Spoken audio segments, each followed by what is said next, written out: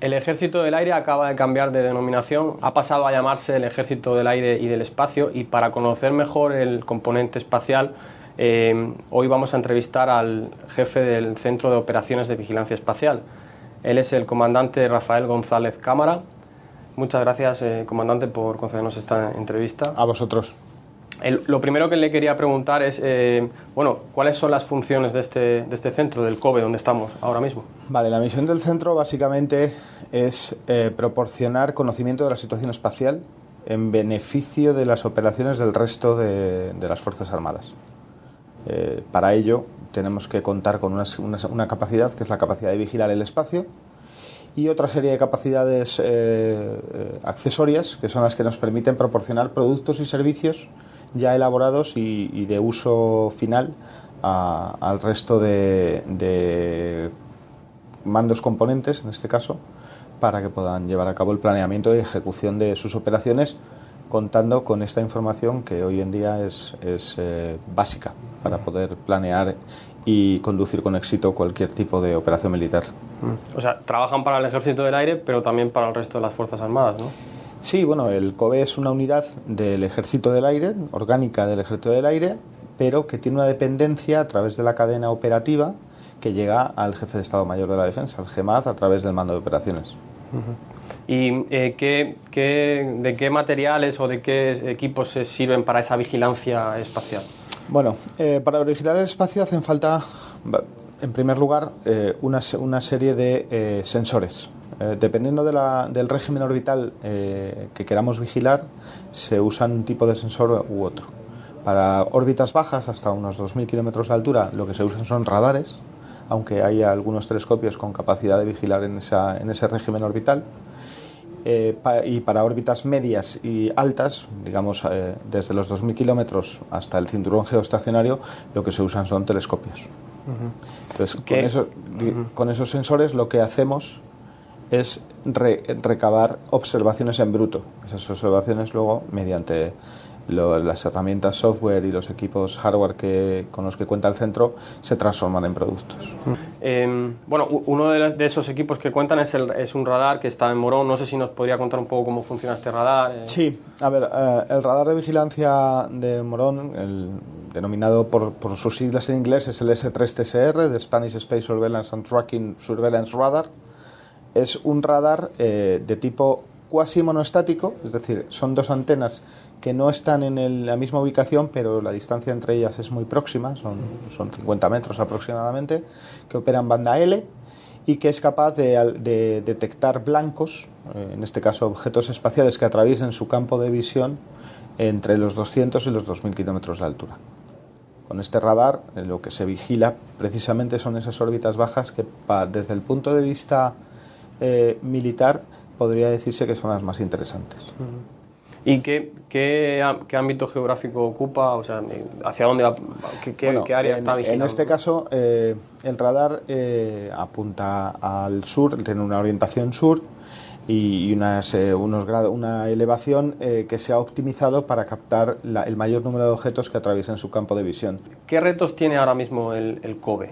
Bueno, el jefe del Estado Mayor del Aire declaró la capacidad operativa inicial de la unidad en julio del año 2021 y nuestro siguiente hito a alcanzar es llegar a tener capacidad operativa final o Final Operational Capability, como se denomina en términos, digamos, militares, para el verano de 2023.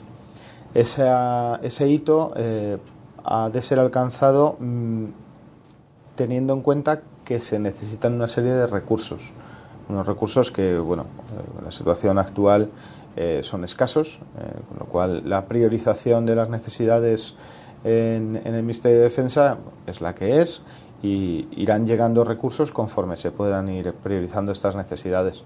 En nuestro caso, sobre todo son recursos que tienen que ver con las infraestructuras y con el sistema de operación de la unidad. Es decir, nosotros ahora mismo trabajamos con una serie de software y hardware y ese sistema tiene que ser mejorado en cierto grado y dotado de ciertas capacidades que ahora mismo todavía no tenemos, para poder alcanzar, poder dar respuesta a las necesidades que la capacidad operativa final demanda.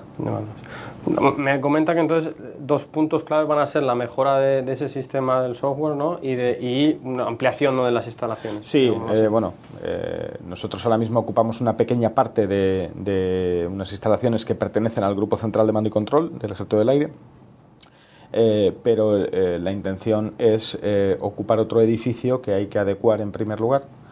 Y además de esas infraestructuras también hay que acometer una serie de mejoras en la base aérea de Morón, puesto que el radar, por la vía del programa nacional, va a ser mejorado, y esa mejora conlleva unos incrementos, pues, en consumo eléctrico, en extensión del campo de antenas, etcétera, pues que van a demandar unos recursos. O sea, el radar también va a ser mejorado, ¿no? Es interesante. Sí, el radar de hecho está ahora mismo en el proceso de su primera mejora, pero hay otras etapas posteriores para las cuales ya existe un planeamiento y lo que se lleva de manera coordinada con el Ministerio de Ciencia, con el CDTI, que es quien es la entidad civil que capta los fondos de la Unión Europea y de la Agencia Espacial Europea destinados a la mejora de las prestaciones del radar.